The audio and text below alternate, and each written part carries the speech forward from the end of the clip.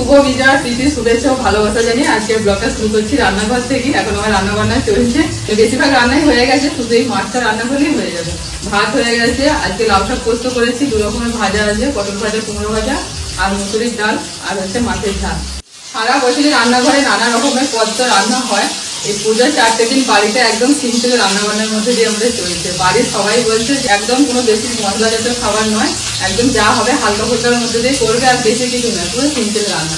তো সেরকমই চলছে। রান্নাঘরে তো 4 দিন রান্নাবান্না হয়নি, বাড়িতে যা হচ্ছে সব হালকা ফুলকার মধ্যে দিয়ে। রনিতা তো কয়েকদিন হলো আমার বাড়িতে এসেছে, কালকে আবার শিবম এসেছে, রমা এসেছে। তো বুবলু আর বর্ণিতা তো ওদেরকে পেয়ে ভীষণ খুশি। আমি রান্না করতে করতে একবার ডাকলাম, কি বলো কিছু বলছো, আমি যে তোমাকে আদর দিয়ে যাও বলে আমার কাছে এসে একটু হাম দিয়ে চলে গেল। আর আমাকে ডাকবে না, এখন শিবম দাদার সঙ্গে খেলতে প্রচুর ব্যস্ত। দিয়ে মাসিকে বলছে আমাকে চান করিয়ে দাও, মাসির কাছে চান করে দিলাম, নিয়ে এখন ঘরে তো সবাই মিলে চালাবেন। আর অনিতাকে নিয়ে তো দুজনে কালকে খুব টানাটানি করছিল। আর আজকে শিবমকে আছে, বুবলু তো শিবমের কিছু ছাড়েনি, শিবম যেদিকে যাচ্ছে ও সেদিকে পড়ছে। রান্না বান্না করে নিয়ে প্রতি বছরের মধ্যে এবছরে যাবো মাকে বরণ করতে। বিকেলবেলা হবে বরণ, তখন যাবো, দেখি আগে রান্না বান্না করে সবাইকে খাইয়ে দাইয়ে দিই। সবাই চান হয়ে গেছে, বনিটাকে সবার সাথে চান টান করিয়ে দিয়েছি, পুকুরটা মাটিটাকে চান করেছে। আর এই যে সবাই কাজকর্ম করে এখন শুরু করতে পারলাম বলো। দেখে মনে হচ্ছে বিকেল হয়ে গেছে, তো এখন বাজে হচ্ছে 12টা। এখন দেখা দেখুন বাইরের ওয়েদারের কি অবস্থা। আজকে মা চলে যাবে দশমী, আর এদিকে প্রকৃতিও যেন মুখ ভার করেছে। আকাশ একদম কালো মেঘে ঢেকে গেছে, আর বৃষ্টিও শুরু হয়ে গেছে, আর গুড়গুড় করে দিকে মেঘও ডাকছে। পুজোর কয়েকদিন এত গরম ছিল, মনে হচ্ছিল যেন বৈশাখ জ্যৈষ্ঠ মাস। প্রচণ্ড রোদ, রোদেতে তো বেরোনো যাচ্ছিল না, প্রচুর রোদ, এত তাপ। আর আজকে যাওয়ার সময় যেন প্রকৃতিকে শান্ত করে দিয়ে যাচ্ছে, একদম ওয়েদার ঠান্ডা হয়ে গেছে।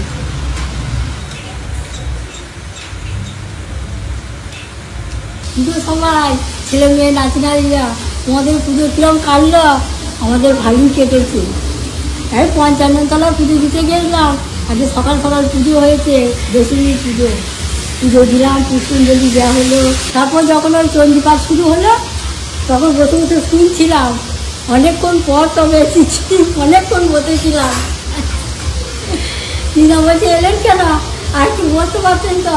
বলছি না না অনেকক্ষণ দিয়েছি, বেশ ভালো লাগছিল। দেখুন চণ্ডীপাঠ শুনতে না খুব ভালো লাগে। বুবলু সোনা দূরবীন নিয়ে খেতে বসেছে, দূরবীন দিয়ে ভালো করে ভাত টাত দেখে নিয়েছে, তারপর এবার খেতে বসেছে। রমা নাও, তারপর যাবো, বৃষ্টি থামলে ঠাকুর নামাবে তখন যাবো। বৃষ্টিটা থামুক, এই তো বৃষ্টি হয়ে বসে। হ্যাঁ ওরম বলো না, এই তো সবে 2টো বাজে, তো সন্ধে সন্ধে করে হবে, ততক্ষণে হয়তো ছেড়ে যাবে। আংটি পেয়েছো তো আমি পরে নেবো, তুমি ভাতটা নাও। হ্যাঁ আংটি পরে নেবো।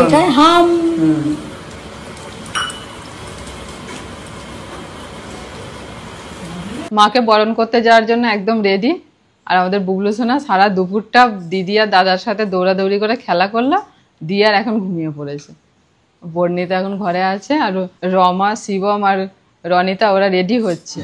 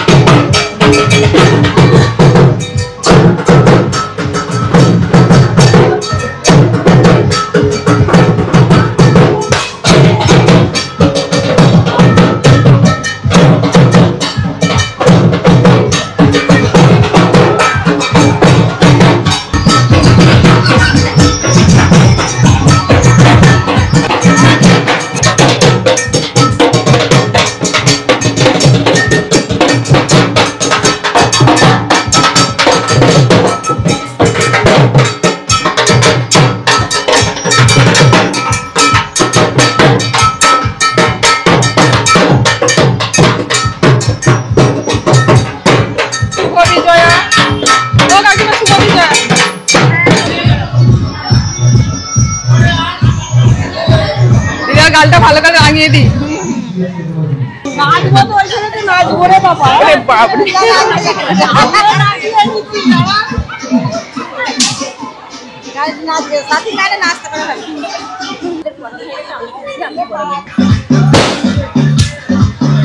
বন্দি করে যাবেন তো? হ্যাঁ যাবে তো। বুবলু সোনা ঘুমাচ্ছিল আর ঘুম থেকে উঠে পড়েছে। এই যে বুবলু সোনাকে রেডি করছি। মেশা হয়ে গেছে আমাদের বন্দিপুরেতে। ও মা কি করছো? গাল থেকে নিচ্ছ? এ বাবা নিও না, চারিদিকে লেগে যাবে, পিসি থেকে দিও না। এখন আমরা বন্দিপুরে যাব, শিবমকে, রনিতাকে, রমাকে নিয়ে গিয়ে আমাদের বন্দিপুরে বিসর্জন দেবো। ওখান দিয়ে এখানে আমাদের বন্দিপুর গ্রামের যত ঠাকুর সব যায়, মোটামুটি 10-15টা ঠাকুর ওই একই রাস্তা দিয়ে যাবে। মানে একটা জায়গায় দাঁড়ালে বন্দিপুর বাজারেতে সব ঠাকুর দেখতে পাওয়া যাবে। সেই সন্ধ্যে 6টা থেকে শুরু হয়ে গেছে, এতক্ষণ অনেকগুলো ঠাকুর হয়তো চলেও গেছে। যা একটা দুটো দেখতে পাই গিয়ে দেখে আসি, একে বুবলুকে একটু ঘুরিয়ে নিয়ে আসি। বিসর্জন দেখতে যাওয়ার প্রোগ্রাম মধ্যে ছিল না, বর্ণিতা বলছে মা ভাইকে বোনকে ঘুরিয়ে নিয়ে এসো, আমি বাড়িতে আছি, যাই একটুখানি পরেই আমরা চলে আসবো 2-1টা ঠাকুর দেখে। চল বুবলু রেডি? হ্যাঁ, বুবলুকে একটা টিপ পরিয়ে দিতে হবে। একটা টিপটা কই বুবলু? একটা টিপ পরিয়ে দিই, চল মা আসছি। হ্যাঁ হ্যাঁ, মানে একটু জল খাই যখন মুড়ি খাওয়ার সময় জল খাইনি বলো।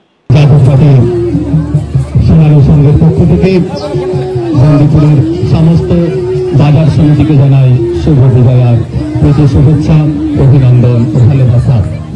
আপনাদের সহযোগিতা ও সহানুভূতিকে পাথেয় করে সাহায্য করে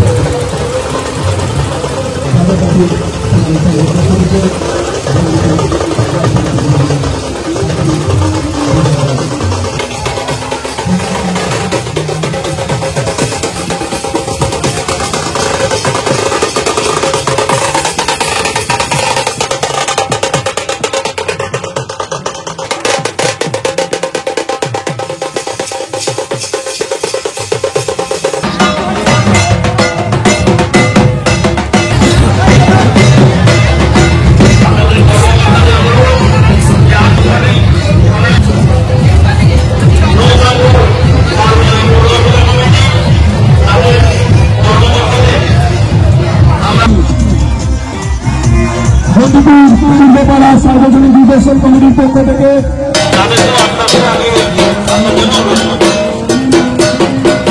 এইমাত্র বাড়িতে চলে এসেছি, সব ঠাকুরই চলে গেল, শুধু বাকি আছে আমাদের পঞ্চানন তলাটা। যে ঠাকুরটা বরণ করে এলাম ওই ঠাকুরটাই যাওয়ার বাকি আছে, আর ওটা আমার বাড়ির সামনে দিয়ে যাবে, সেখান থেকে আমরা সবাই মিলে দেখে নেব। আবারও সকলকে জানাচ্ছি বিজয় দশমীর অনেক অনেক শুভেচ্ছা। সকলে ভালো থাকবেন, সুস্থ থাকবেন, বড়দের প্রণাম, ছোটদের যায় অনেক অনেক অনেক ভালোবাসা।